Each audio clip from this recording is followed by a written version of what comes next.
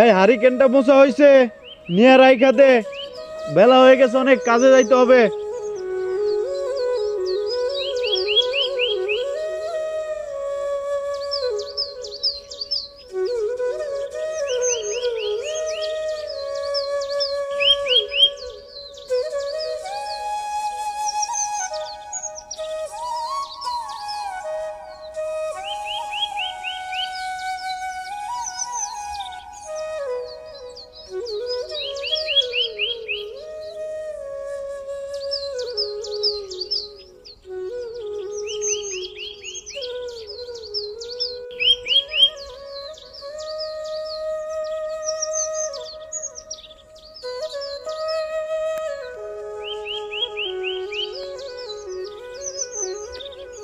আরে তো কাজ হলো?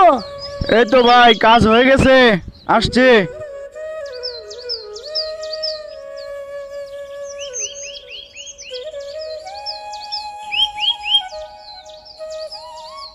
ভাই একটা কথা বলবো বলো। ভাই, কিছু টাকা যদি অগ্রিম দিতেন আমি এই ধান কিনতাম। নিয়ে যাও।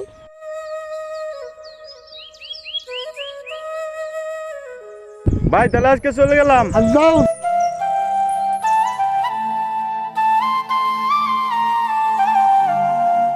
এই কই গলি, বাইরে আয়। কই গেলি রে? এই মেয়ে ছেলেটা কানে মনে হয় কম শোনে, তাও বালা আল্লাহ আমারে ধনী বানায় নাই। ধনী বানাইলে বাড়িতে টিভি থাকতো, ফ্যান থাকতো। এই মেয়ে ছেলেটা খালি ঘরে বসে বসে টিভি দেখতো আর সময় কাটাইতো, সংসারে কোনো খুঁজই রাখতো না। এই কই গেলি, বাইরে আয়।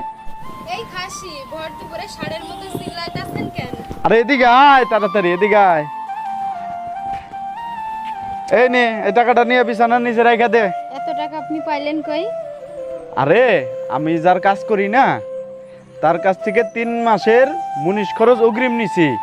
এবার ধানের দাম বাড়তে পারে, তাই ধান একবারে সারা বছরে কিনে রাখবো, বুঝলি?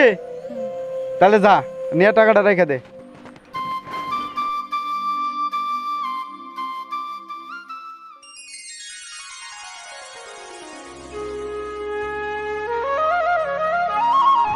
এই কই রে, বাইরে আয় রে। এই বাইরে আয়, এ আয় আয় আয়, বাইরে আয়, তাড়াতাড়ি আয়, এদিকে আয় তো। এই কই গেলি, আয়। এই যে খাসির চিল্লানো শুরু হলো, কি হয়েছে? তোরে যে সেদিন টাকা দিয়ে দিলাম, টাকাগুলা দেখ, অল্প দামে কিছু ধান পাইছি, আজকে ধান কিনে রাখবো। কিরে যাস না কেন? তাড়াতাড়ি জানি আয়, বেলা চলে গেল। টাকাগুলো তো একটা ফকির বাবা আইছিল, ওরে সব টাকা দিয়ে দিছি। সে বলল 1 টাকা দান করলে নাকি 70 টাকা পাওয়া যায়, তারে তাই সব দিয়ে দিছি।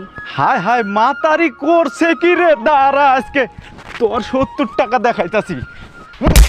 ও মা গো, খাসি মাইরা ফেলাইছে রে। হায় হায়, আমার কি হইলো গো? খাসি আমারে কি মারলো গো?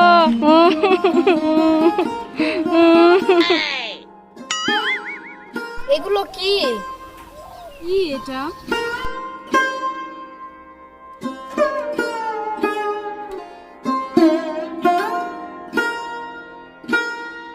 দেখেন তো এগুলো কি?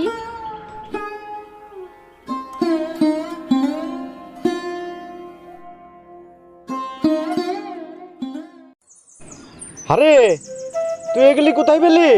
ওই যে ঘরের পিছনে মাটির নিচে পাইছি। হায় হায়, এ তো সোনার কয়েন রে, এ তো সোনার কয়েন। এ দিয়ে তো আমাদের 70 বছরের দান কিনাও তো ফুরাইতে পারবো না।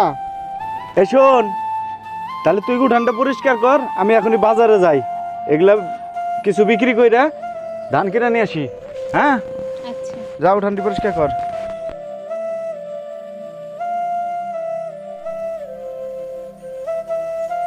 ফকির বাবা তো ঠিকই বলছিল 1 টাকা দান করলে 70 টাকা পাওয়া যায়, কিন্তু একটা সমস্যাও আছে। পিঠে ছাল থাকে না, আর ব্যথা চোটে ঘুমও ধরে না। বুঝলি, ধান তো কিনা মহাজনের গোডাউনে রাখে আসলাম, আগামী কয় বছর খাবারের চিন্তা করা লাগবো না। হ্যাঁ, আর শোন, তোর একটা কথা বলি, আমরা গরিব মানুষ, আমাকেও আগে জীবন বাঁচাইতে হবে, তারপরে দান সদকা। হ্যাঁ, আর দান সদকা দুনিয়ার লোভের জন্য করা যাব না।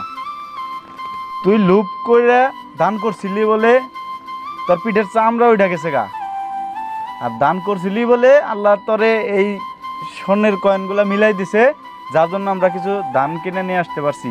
আর এইভাবে যে সবসময় পাবি তা তো না। সুতরাং দান করবি নিজের সামর্থ্যে থাইকা, নিজের আগে বাঁচতে হবে, তারপরে দান করতে হবে। নিজের সব কিছু রাখার পর যদি থাকে সেটা দান করতে হয়, বুঝলি? জি। এরপরের থেকে এভাবে চলবি। আচ্ছা। ঠিক আছে, তাহলে চল, যা ভাত বার কটা, খিদা লাগছে, খামো, যা।